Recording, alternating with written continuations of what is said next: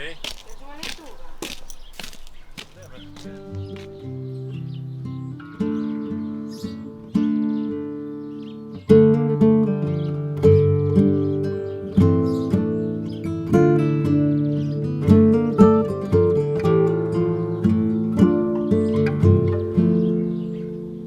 Entras por una cancela, caminas 2 o 3 pasos, a la izquierda están las berzas y en su sombra duerme un gato.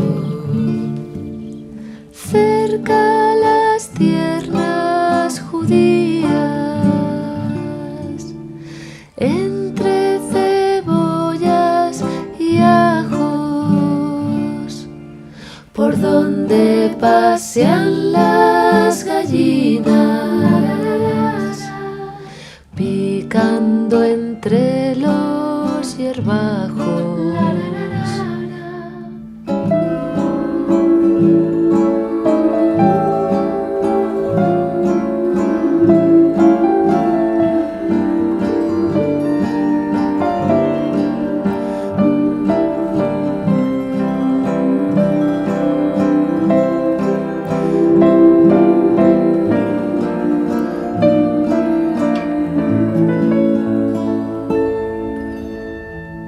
Brillantes y olorosos pimientos,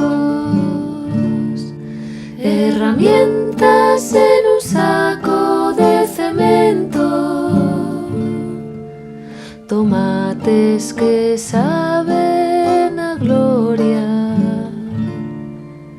y dulcísimas zanahorias. Resbalan las gotas de lluvia del perejil a la lechuga. Los higos